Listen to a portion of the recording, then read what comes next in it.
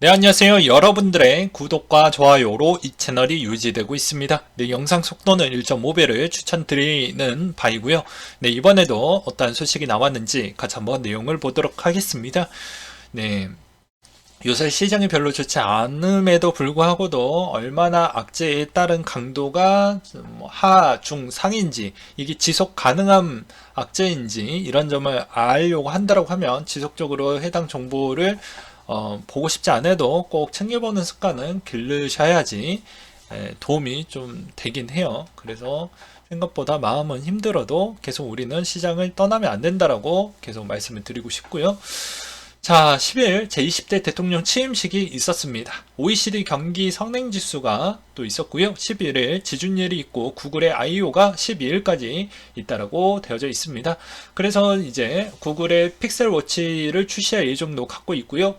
다 주택자 양도소득세 중과 한시 배제 시행일도 11일 날 있다라고 보시면 될 것 같습니다.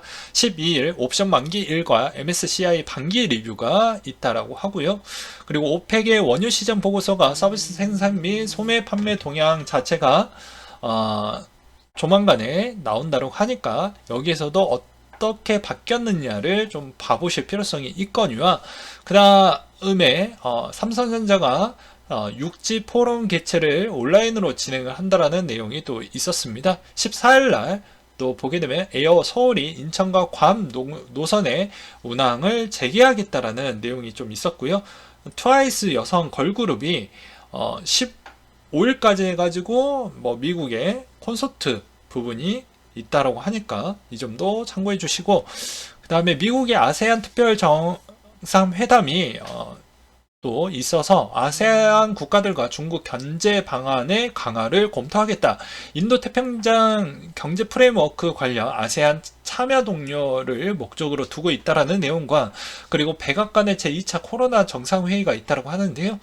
이 코로나19의 공용국 중심으로 20개국에 따른 참석할 예정인데 여기에서 중국과 러시아는 또 제외가 된다라고 되어져 있습니다.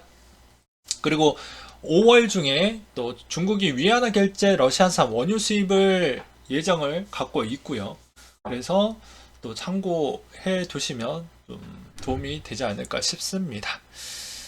그 다음으로 주간에 가장 핫했던 내용들을 좀 뽑아가지고 한번 설명을 드리려고 하는데요. 폴카닷이 5월 4일 기준 클래스 체인 통신 프로토콜 XCM에 따른 출시를 했다. 라는 정도만 알고 계시면 될 것 같고, 그 다음으로 이제 솔라나의 네트워크 사고가 있었다고 하는데요. 7시간 동안 중단이 됐고, 초당 600만 개 트래픽이 발생을 했으며, NFT 민팀봇에 따른 추정이 좀 있었다고 합니다. 그래서 이걸 얼마나 이제 해결책에 대해서 이제 밝혔지만 아니 근본적인 수수료에 대한 해결을 하지 못하고 있기 때문에 문제 해결 능력이 얼마나 좋으느냐에 따라서 코인에 따른 가치와 또 여러 가지 변동사항이 좀 있을 것으로 보여지고요. 디파이 내용에서는 트론의 알고리즘 스테이블 코인 USDD가 런칭이 되면서 또 상당히 인기를 얻고 있는 실정입니다. 왜 그러냐면 USDD로 인해서 수익률을 30% 정도를 챙겨 먹을 수 있을 만한 상품군을 내놓았기 때문에 사람들이 이것에 따른 또 이자를 또 받아 챙겨 먹기 위해서 뭐 이렇게 나왔고요. 해당의 이제 주요 그 다음으로 있었던 일정으로는 12일 날 이제 테라와 앵커와 유사한 트론의 랜드 프로토콜 저스트 랜드를 통해 가지고 고정이자 30%를 지급할 예정을 갖고 있다 보니까 지금의 어떻게 보면 가격이 계속 유지를 해주고 있는 부분은 해당의 모델링이 뭐 제가 저번에도 계속 말씀드렸다시피 루나와 비슷한 모델링이 있으니까 장기적으로 좀 수익을 챙겨 먹는 전략으로 가져가 보자 라고도 설명을 드리기도 했었죠. 그 다음으로 보게 되면 메타콩즈가 이더리움 체인으로 변경을 했다라는 내용으로 나와준 게 있었습니다. 그래서 클레이트 생태계 이탈이 가속화되고 있는 점이 어떻게 보면 클레이트의 또 다른 위기로 가져가고 있다라는 점도 알고 계셔야 될 것 같습니다. 그래서 수수료 인상 이후 크레이튼에 따른 생태계가 생각보다 매력적이지 못하다라고 해서 이제 뭐 이렇게 이적을 하고 있는데 어떻게 보면 또 이 클레이튼이 얼마나 또 이 문제 해결 능력을 빨리 또 신속하게 보여줘야지 또 많이 늘어날 것으로 보여지고요. P2E 이 부분을 보게 되면 패러다임에서 A 16Z 루트 러시에 1200만 달러를 투자를 했다라고 하는데요. 이게 이제 스팀과 유사한 형태로, 이 스팀이 이제 게임의 스팀을 이야기를 하는 거예요. 그러면 여기에 이제 생태계를 돕기 위해서 뭐 여러 가지 뭐 그런 쪽에다가 뭐 시드 라운드 투자를 유치를 함으로써 뭐 그런 생태계를 우리는 좀 바라고 있다라는 이야기를 하고 있습니다. 네. 그래서 추후에 이제 플랫폼에 뭐 일루비움, 스타, 아틀라스, 제드럼, 미르포아 등의 출시할 예정을 갖고 있다라는 내용이 또 있기도 했었고요. 스테픈 코인베이스 비롯해서 한국 시장에 상장을 갖고 있을 생각이 있다고 하는데, 뭐 새로 상장되는 건 그렇게 매력이 있다라고 보시면 안 될 것 같습니다. 지금 시장을 보시면 알 수가 있죠. 그 다음으로 SEC 가상자산 담당 부서를 확장하겠다라는 내용이 또 나와주기도 했었는데, 이거는 우리한테 별로 단기적으로 좋은 방식은 아니라고 보시면 될 것 같습니다. 네. 오늘 내용 좀 많이 준비해가지고 속도를 잘 낼 수 있을지 모르겠네요. 중국의 주요 도시 1년간 코로나19 전수검사 비용으로 약 323조 원을 썼다고 하는데요. 그만큼 사회적 비용이 많이 들어갔다는 걸 저는 좀 강조를 드리고 싶었고, 이제 중국의 GDP의 1.5% 비용이 소요가 됐다라고 되어져 있습니다.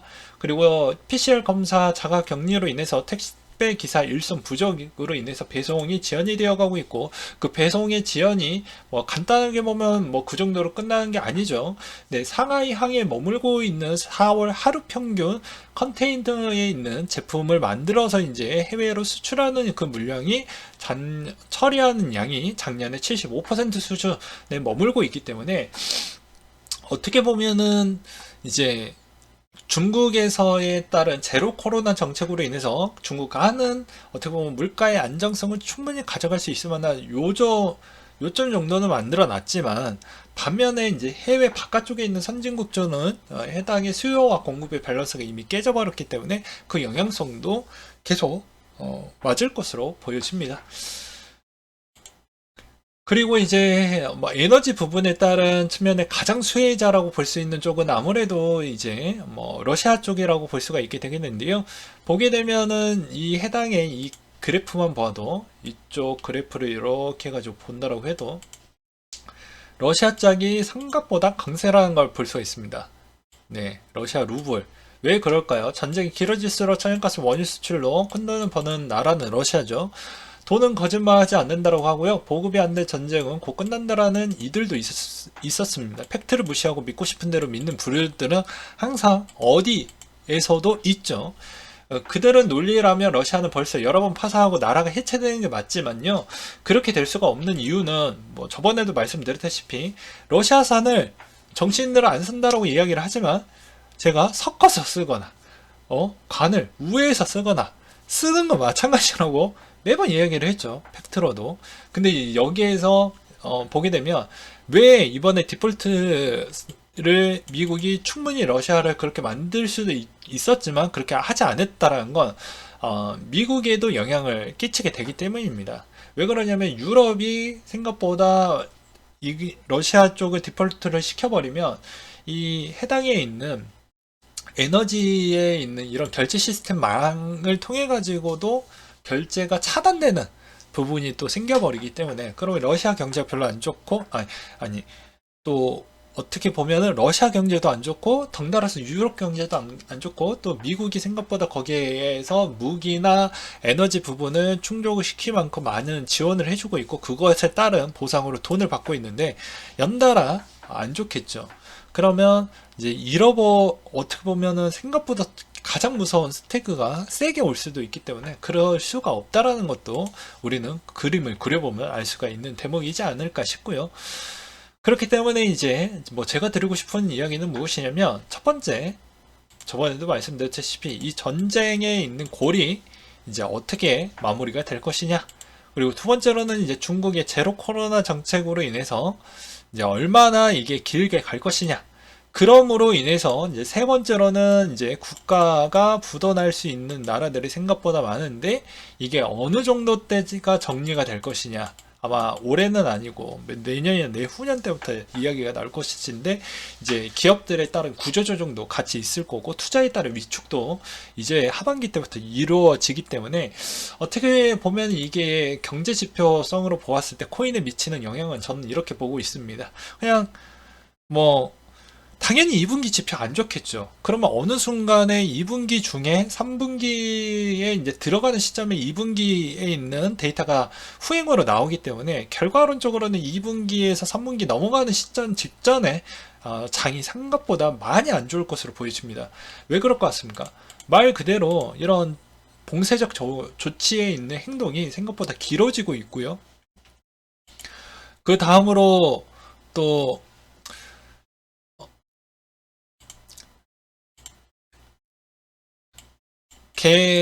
개인에 있는 나라들의 신용등급에 따른 이제 재평가 시즌이 또 도래할 것입니다. 도래했었을 때 유럽 쪽이 생각보다 별로 좋지 못할 것으로 보여지기 때문에 어떻게 보면은 또 유럽의 또 최대 관광객이 좀 많이 와주어야 되는데, 지금의 군서는 중국인데 중국이 저런 형태로 보여준다고 하면 유럽한테도 별로 좋지 못하기 때문에 이래저래 별로 좋지 못할 것이다. 그리고 또 이제 채권에 따른 부실 채권에 따른 이야기도 어느 시점에 나오게 될 것인데, 그것도 어떻게 보면 이제 어느 시점에 나오느냐에 따라서 또 달라질 수는 있겠지만, 대다수 그런 안 좋은 타이밍이 한 번 더 나온다.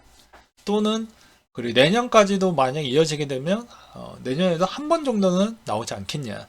그래서 가장 큰 건을 좀 추려서 봤을 때는 그러하다라는 걸 말씀을 드리고 싶고요. 그 다음에 뭐 아무래도 하반기는 연준이 생각했던 방향성 대비보다는 금리를 세게 올리기에는 어려운 구도라고 다시 한번 설명을 드리고 싶습니다. 그래서 FOMC와 비트코인 가격 상관관계에 따른 내용도 또 있는데요. FOMC가 비트코인 상승을 기대할 수 있을 것이냐 있는데, 이제 여기서도 FOMC 일정에서 끝나고 일정과 끝나고 일정 부분에 따른 이야기가 있는데, 이번에 일정 내용도 뒤에 가서 또 준비를 해봤는데 강력한 녀석들에 있는 발언밖에 안 나올 것 같아서 저도 매우 걱정입니다. 그리고 오렌지 필링의 5단계라고 해서 1번 충격과 부정, 2번 분도, 3번 흥정, 그리고 4번 우울증, 5번이 수용과 희망인데, 여러분들은 1번부터 5번까지 다 해당이 되는지, 몇 가지가 해당이 되는지 한번 생각을 해보셨으면 좋겠고요. 비트코인 다음 반감기까지 진행률 50%에 도달을 했다라고 하는데 728일 정도 대략 남았다라고 보시면 될 것 같고요. 그 다음으로 보게 되면은 카바의 메인넷, 그리고 SCRT의 메인넷, 그리고 XEC 네트워크 업데이트, 아르고에 있는 행사 일정이 있고요. 그리고 멀티의 보상이 시작이 된다라는 내용이 있다라는 점 참고해 두셨으면 좋겠고요. 그리고 트론에 이제 총 공급에 1억 2,600만 달러를 추가를 했고 16억 개 트론이 소각이 되는 형태로 보여주었다. 근데 이게 또 웃긴 게 저스트 부분하고 비트토렌트도 어떻게 보면은 시중에 일단 마켓에 오픈이 되어져 있기 때문에 그 오픈에 따른 효과가 미비하게 조금은 영향이 갈 것이다 라고 보시면 될 것 같고요. 그 다음에 18개월마다 비트코인 홀더의 가격은 인상이 됐기 때문에 아마 지금에 있었을 때 때가 된 거 아니냐라는 주장도 나오고 있습니다. 그리고 오픈시가 공식의 디스코드에서 해킹 당했다고 하는데 그래서 링크를 누르지 마세요. 해킹의 위험성이 높습니다 라는 내용도 같이 담겨져 있습니다. 그리고 하이먼 미스키 부분에 있어서 이제 시장의 사이클 부분이 지금 계속 내려가고 있는데, 우리는 지금 어디쯤에 있을 것이냐인데요.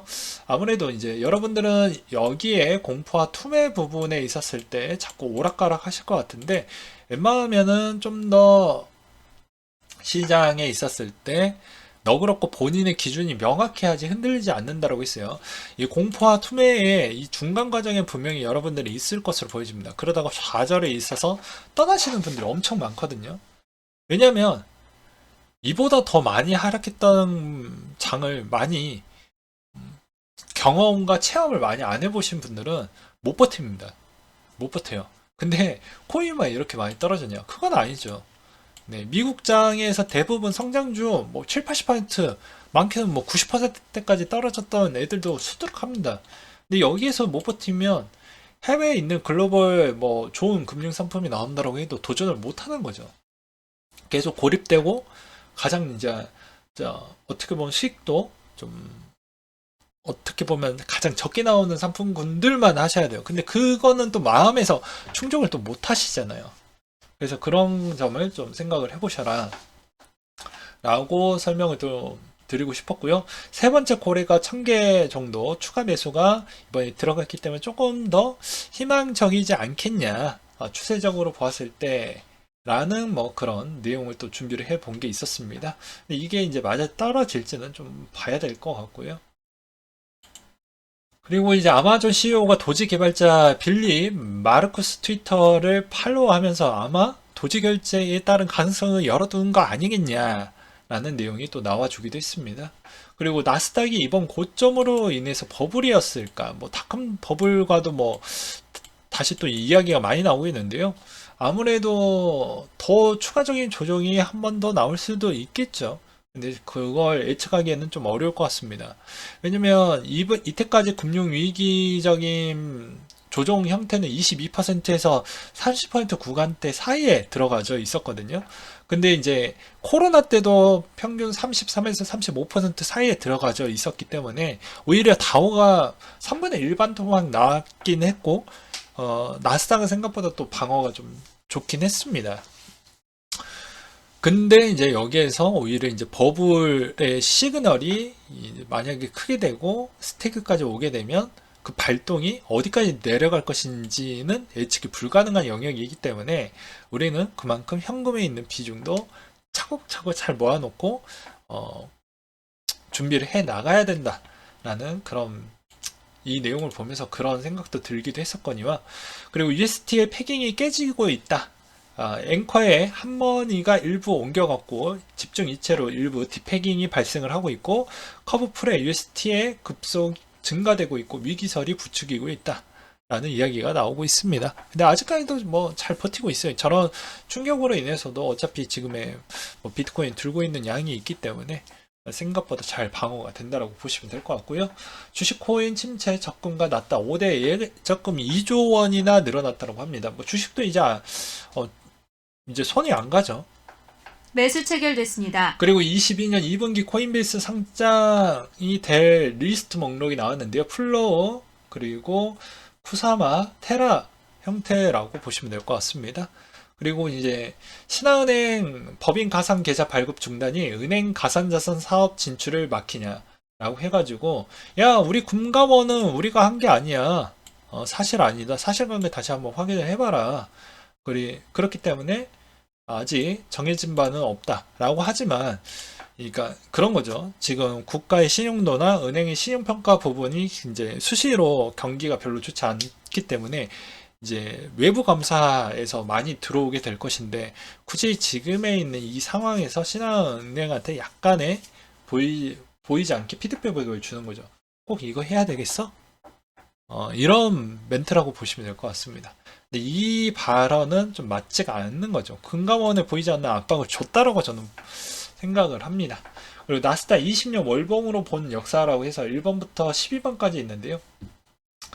자, 1번 IT 버블 고점에서 하락 기간은 2000년 3월부터 2002년 9월까지 마이너스 83%가 있었고, IT 버블 고점에서 진입해서 추가 매수 없이 고점까지 회복 기간은 2000년 3월에서 16년 9월까지 16년 6개월이 걸렸다. 1차 금리 인상 테이퍼링 2004년에서 2006년 대략 2년에 걸쳐 진행이 됐고, 1차 테이퍼링 종료 이후 금리가 내리지 않고 추가 인상을 했다. 이때는 체력이 가능하니까 가능했던 거라고 보시면 될 것 같고요.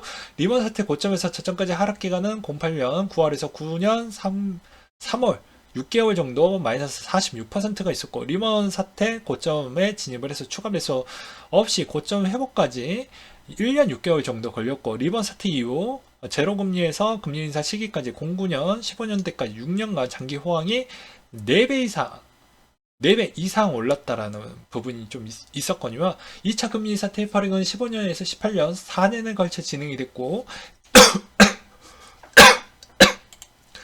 2차 테이퍼링 종료 이후 금리는 내리지 않는다라고 추가 인상을 하기도 했습니다. 그 다음으로 미중 무역 전쟁이 있어서 조정 기간은 2개월 만에 마이너스 24%가 났고요. 금리가 조금씩 인하하다가 코로나로 인해 제로 금리가 진행이 됐었고, 양적 완화 제로 금리로 인해서 2020년 3월부터 21년 11월까지 1년 8개월 만에 거의 3배 정도 올랐다고 보시면 될 것 같습니다. 그리고 이제 3차 금리 인상하고 테이퍼링 시작해서 22년도 7월 달부터 이제 본격적으로 진행이 되는데, 아무래도 7월 달에 따른 공포감이 생각보다 심할 것으로 보이기 때문에 이번에 좀 코인도 생각보다 체력이 좋지 못할 것이다. 뭐 MBS 국채 다 포함해서 960억 달러가 7월부터 진행이 되면 이제 뭐 1년 동안 대략적으로 하면 뭐 한국 돈으로 거의 뭐 1,500조, 1,600조 정도가 될 것인데, 그게 이제 매년마다 줄인다라고 생각을 한번 해보세요. 그럼 어마어마한 돈이죠. 근데 물론 이게 이제 주식에서만 다 빠지는 게 아니고 여러 가지 자산 시장에서 골고루 빠지는 부분이 있기 때문에, 이게 이제 어느 쪽이 파이가 제일 많이 흔들리는 쪽에서 제일 많은 자금이 빠져나간다고 보시면 될 것 같고요. 그러면서 이제 또 어떻게 또 볼 수가 있냐면, 이렇게 보실 수가 있습니다. 그쪽에서 자금이 많이 빠져나간다는 건 내 돈이 아니구나 라는 측면도 있겠고요. 그냥 내 돈의 추정인데 내 돈 비중도 된다라고 볼 수가 있겠죠. 그렇기 때문에 대부분 그 레버리지가 개인의 관점으로 좀 보지 마시고요. 오히려 이제 기관도 뭐 리츠 투자해보셨던 분들은 아마 아시겠지만, 리츠 회사들 특히 미국 같은 경우에는 리츠 회사 오픈하고 대부분 대한대출 부분이 좀 많은 형태로 돌리기 때문에 레버리지를 어느 정도 또 가져갑니다. 그리고 BDC 회사들도, 미국의 이제 BDC 회사들, 그런 회사들도 대부분 그런 형태로 이제 금융 상품을 운영을 해가지고 레버리지를 통해 가지고 그렇게 해가지고 차익을 많이 내는 형태로 이제 가져가고 있는 실정이고요. 그래서 보게 되면 기관들에 따른 자금, 그리고 크립토에 있는 자금, 또 VC에 있는 자금, 그리고 큰 손들에 있는 자금, 큰 손들의 입장은 이렇게 보시면 되는 거예요. 어느 게 더 싸지? 기존에 이제 여기에서는 대다수 사람들이 많이 했으니까 호기심에 그냥 조금이라도 같이 해볼까, 이런 궁중적 심리가 조금 있긴 하거든요. 물론 이제 진짜로 하시려고 하시는 큰손 분들도 있겠지만, 근데 대다수 그런 분위기에 휩쓸려서 하셨던 분들이 좀 있겠지만, 지금은 이제 큰손들은 제대로 어떤 상품이 제일 가장 좋은 상품이 나오긴 했었는데, 그 중에 내가 더 저렴하게 살 수 있는 저료에 있는 기회이기 때문에 그 타이밍은 놓치지 않을 것으로 보여지고요. 그 밑에 있는 단계, 뭐 기관이나 이런 친구들도 거의 비슷한 안목으로 가겠죠. 그 대신 돈이 없기 때문에 어느 쪽을 돈을 덜 쓰고, 오히려 또는 아니면 어느 쪽에 있는 비중을 정리를 하고 그 시드 갖다가 다른 쪽을 사버리는 형태이기 때문에, 이런 점도 좀 보실 필요성은 있겠죠. 그래서 어떻게 보면 코인 쪽 관련된 VC들이 생각보다 돈에 투자적인 위축이 생각보다 클 것으로 보여지기 때문에, 기존에 재투자 금액이 안 들어오는 코인 회사들은 생각보다 힘들 것으로 보여지고요. 그것으로 인해서 조금은 어려울 것 같다. 그래서 뭐 제가 저번에도 말씀드렸다시피 뭐 루나나 그다음 트론 같은 경우가 그 다음에 있는 시드를 구하려고 하는 그런 지급금 부분을 어떻게 해소를 할 것이냐에 따른 의구심이 조금 든다라고 설명을 드리기도 했었죠. 다 이유가 있는 겁니다. 그래서 이제 미국의 테크 기업들 팬데믹 호황이 끝났다, 감원 모드로 간다, 그리고 투자도 금액도 다 줄인다라고 하더라고요. 아마존, 메타, 로빈후드도. 그리고 이번에 이제 이 정식 직원 수도 생각보다 덜 뽑겠다, 이런 이야기도 많이 하고 있거든요. 그러니까는 얼마나 이제 자금을 아끼고 그 자금 갖다가 이제 어떻게 보면 이제 현 상태 유지 정도, 아니면 좀 여유가 있으면 새로운 이제 인수하려고 하는 그런 회사들을 또 물색을 하려고 하겠죠. 그렇기 때문에 지금의 투자의 타이밍은 누구나 다 알고 있는 보수적으로 하는 게 맞는 것이고, 보수적으로 하지만 절묘한 타이밍을 맞추기에는 너무 어렵기 때문에 분할적 관점으로 투자하는 게 습관화가 되어줘야 되겠고, 왜 그러냐면 저도 투자를 직접적으로 여러분들하고 같이 하고 있지만 제가 하고 있는 말이 다 맞는 건 아니잖아요. 그리고 여기서 이제 올해의 주된 부분은 제가 관시법을 써서 러시아 대통령에 대한 마음, 푸틴의 마음을 제가 읽을 수가 없습니다. 그 사람이 뭐 어떻게 할지 어떻게 알아요? 미사일야 저기다가 쏴라. 그걸 내가 어떻게 맞추겠냐고. 어느 정도 뭐 봉쇄 정책을 할 것이냐, 어느 정도 무엇을 할 것이냐, 제가 그거 예측이 불가능하잖아요. 대다수 뭐 사람이 결정할 수 있는 것을 좀 어떻게 보면 해석을 해서 그렇게 재투자하는 방식은 너무 어렵기 때문에 이번에 예측하기가 정말 쉽지 않을 것을 보여줍니다. 그래서 연준이 계속 그런 이야기를 하고 있잖아요. 자꾸 애매한 스탠스를 보여주고 있는 이유가 그런 겁니다. 왜냐면 러시아 대통령에 있는 이 생각을 읽을 수가 없으니까. 그래서 그때 상황 보고 또 하반기에도 분명히 강세를 보여줄 것이다라고 이야기를 하지만 아마 그런 형태로 좀 보여주지 않을까 싶고요. 저의 이제 그냥 개인적인 생각은 연준은 인플레 잡을 생각이 없습니다. 뭐 저번에도 계속 말씀드렸다시피 스태그가 있고 인플레이션 둘 중에 하나 보기가 두 가지가 있다고 하면 여러분들이 연준이라면 뭘 선택할 것 같습니까?